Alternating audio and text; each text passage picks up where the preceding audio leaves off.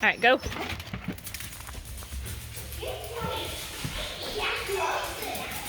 Hi. Oh, explore. Stay inside. No, stay in. Welcome home, Jack Dog. Yay.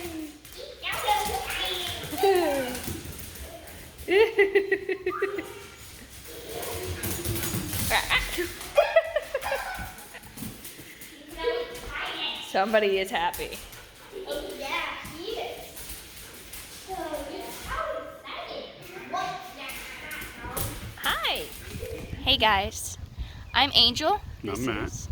And we want to welcome you to Grit and Grace Farms. I am not good at this. So we just got to the house, got the dogs put inside. Matt is helping the kids to inflate their air mattresses that we will be using in the short term. And I just am unloading the little things that I can lift from the car because I still can't lift a whole lot. So doing that, and I wanted to film out here because the dogs are still a bit wound up from all the new excitement, and it's gorgeous out here. I still haven't got to actually fully walk the property yet, all 4.6 acres of it, but I'm excited.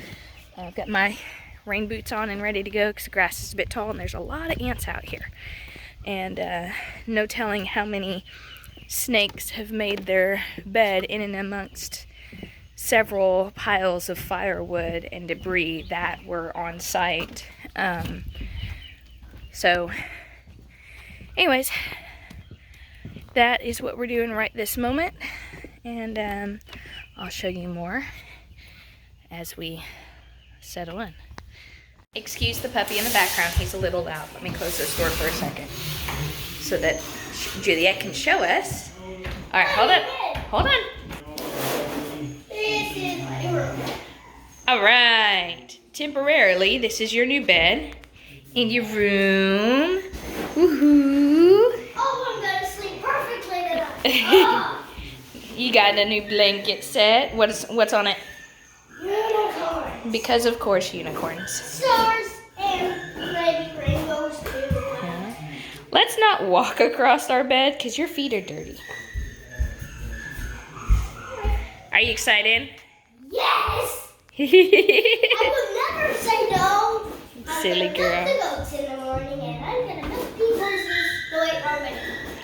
I'm gonna milk the cows. You're gonna milk cows and goats? Yeah. You're funny. I'm especially happy about milking goats by hand. All right.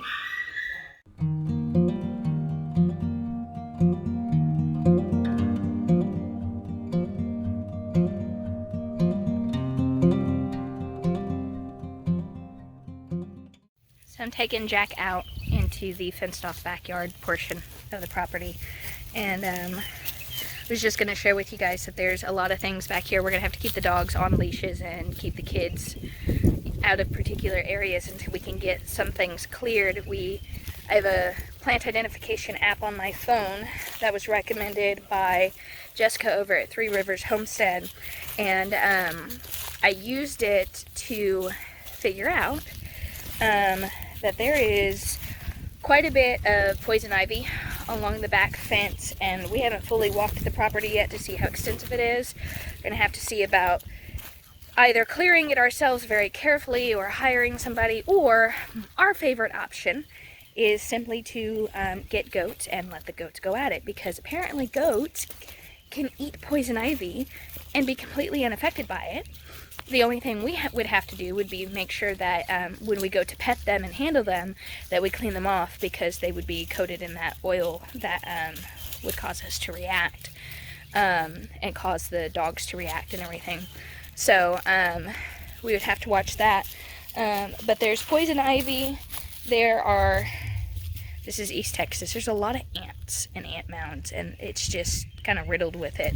Matt said he's pretty sure here in the backyard that he felt some kind of burrowing animal, like a mole or something like that. He felt like the give in the ground that you usually get from tunnels being underneath it. So we'll have to watch out for that.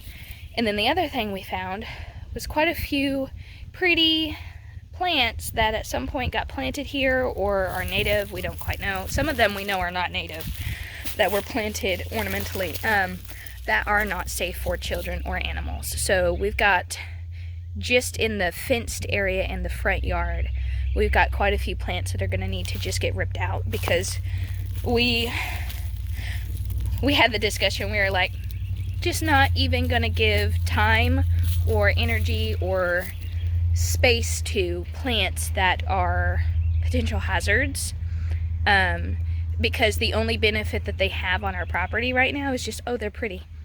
So, you know, there's an ornamental pear tree out in the front yard that is really pretty. It's a Bradford pear, but the pears are inedible. They're super tiny. Well, they're inedible for humans. Birds, they attract birds, but apparently the flower on them during the spring, when they bloom, will put off a dead fish smell or a rotting fish smell. And I'm like, I don't want that on my property. And so we're gonna remove that and replace it with something beneficial. And then there are sassafras trees in the backyard. And those, we haven't decided what we're gonna do with those, because those have potential uses. But then we've got the poison ivy, and we've got a flowering plant up front that's really pretty, and I know it's local to the area, but it too, if the dogs get into it, it has the potential of getting them sick. So, and then we have, up at the front, we have some pretty daylilies that somebody planted at some point in front of one of the trees. I'm allergic to daylilies. And so, while I could just stay away from it, Matt was like, I'm not going to even bother keeping any potential allergens on the property. So, anyway, so that's what we're looking at right now. Any recommendations on how to deal with specifically the poison ivy, I am a bit concerned about, just because there's a lot of it. It's all over the place. Let me show you. So all over here, all along this fence line, I'm not going to get too close because Jack's with me. Hi, Jack. All along that fence line and crawling up that tree is poison ivy. So, and that's just one area that we're aware of. We haven't even gone and walked the rest of it, but it's all over in that area too, all along the whole fence line. So we've got to figure that out. And it's way too much, like what I was reading on the process of removing poison ivy safely, because all of it can cause that reaction. It is an extensive process, and you have to be very careful in handling it, and prolonged exposure to it can cause an additional sensitivity. You mean over time can become even more sensitive to it. And so I'm looking at either saving up the money, you know, keeping the kids and the dogs away from it, and saving up the money and hiring somebody to come in and do it like a thorough job, or moving up the timetable on the goats and buying goats and getting them out here to just clear it for us, letting them into the backyard to eat it down. Honestly, I think that's going to be, whether we initially have somebody come and remove it, and then anything that grows back we eventually let the goats get to, or we just from the get-go get goats, which we're already planning on doing. Say that 10 times fast. From the get-go get goats. Anyways, I'm a dork, sorry. So that's, you know, and then, you know, whether we initially just get goats and let them chew it down and maintain it, because they'll maintain it, and eventually, I don't know if it'll reseed through their feces or not, I don't know how all that works, but they would be good quality managers on that. So, anyways, alright, now that we've got the van unloaded and Matt's truck unloaded and the dogs settled in, we just gave Tozer lunch, I just took him out, and now I'm taking Jack out. We're gonna go eat lunch and go to Home Depot and Lowe's and buy appliances, because I need a washing machine.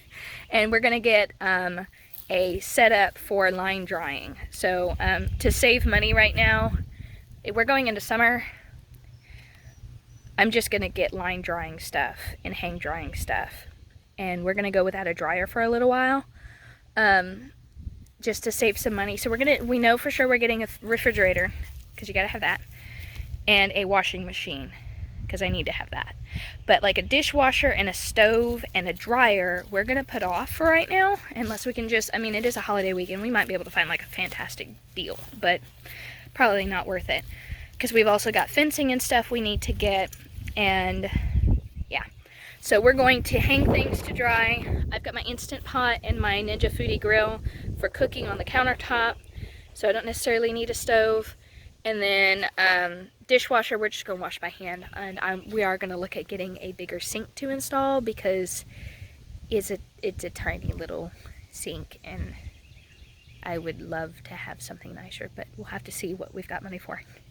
But we're very excited. We're gonna go shopping for the big things, and we're really just excited to be here and to have a house and to be able to spread out, and yeah, we're over the moon.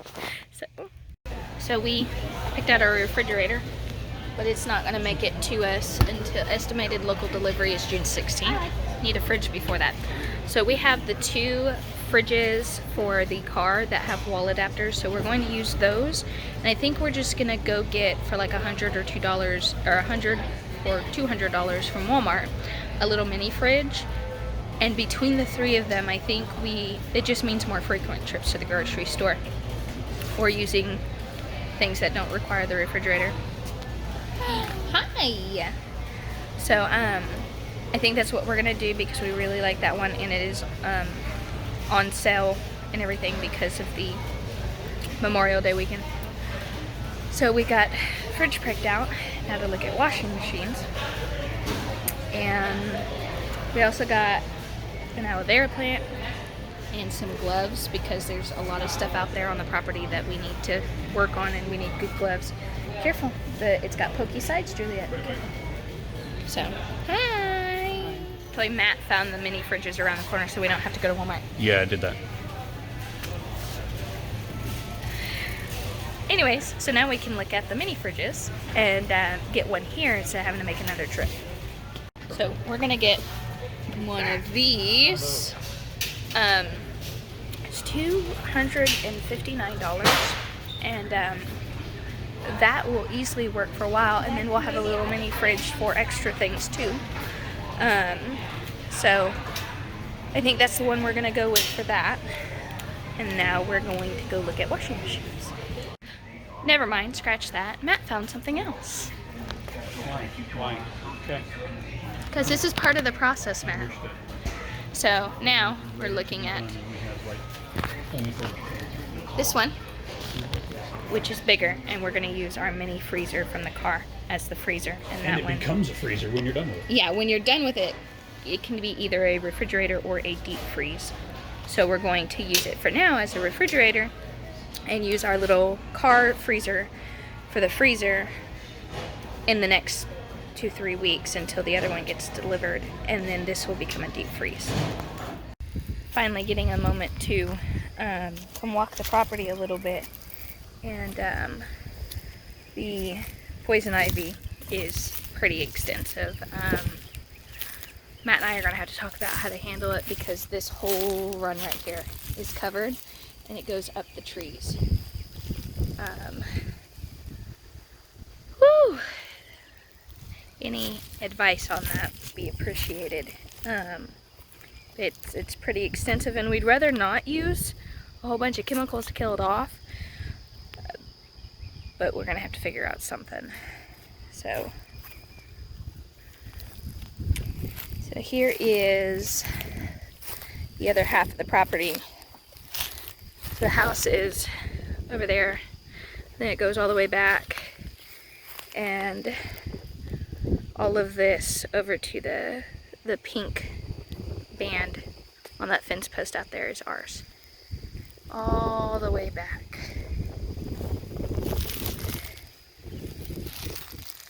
Very large ant mounds as well, with very large ants.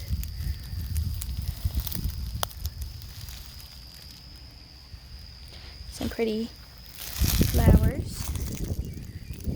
I think those are black-eyed Susans.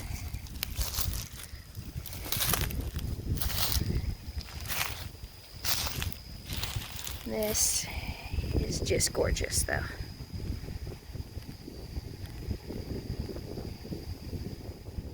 We have some, I believe these are blackberry vines or dewberry vines, something like that, and they're all over this here. I think that tree is covered in poison ivy. Woohoo!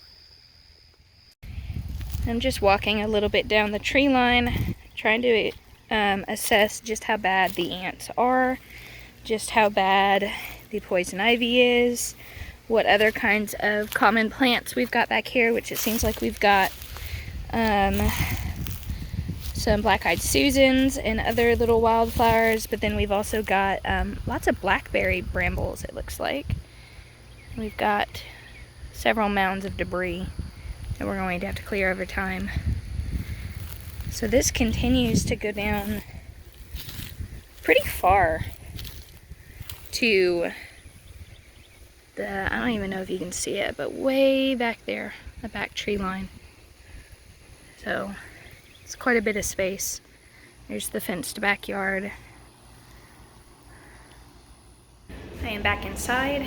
I am sweeping this dirty floor so I can mop it. We already did all 3 bedrooms, swept and mopped them, and dusted and everything. I'm working on living room now. Matt is over there installing our 3/4 of a fridge, our temporary fridge. Are you still talking to people who don't yet exist? I'm talking to people who do exist. They just haven't yet watched this video. Oh, that's right. Okay. Do what? Nothing. He's goofy. Anyways, so we went with a temporary fridge that is a upright fridge that becomes an upright freezer, depending on the setting you put it on. So that's what we'll use temporarily for right now. We did get the washing machine and the regular fridge, though we didn't get the fridge we wanted. It was out of stock. But we did get those 2 ordered, and they'll be here about the 10th of June. So we got to figure out the situation for laundry for the next couple weeks. Juliet, yeah, don't come over here. I'm sweeping. So anyways, I'm gonna do a quick walkthrough of the house and just show y'all what it is and or what it looks like, and then I'm going to sign off and get busy cleaning it.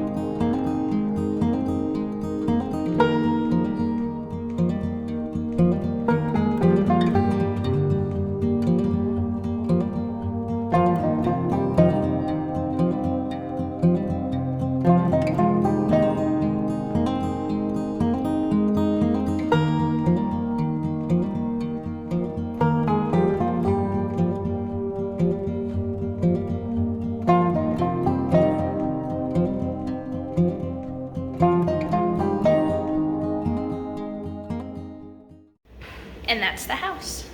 Short, simple, sweet, cozy, hopefully, very soon. Thank you for joining us at Grit and Grace Farms. We look forward to, hopefully in the next couple videos, we'll be able to share with you about the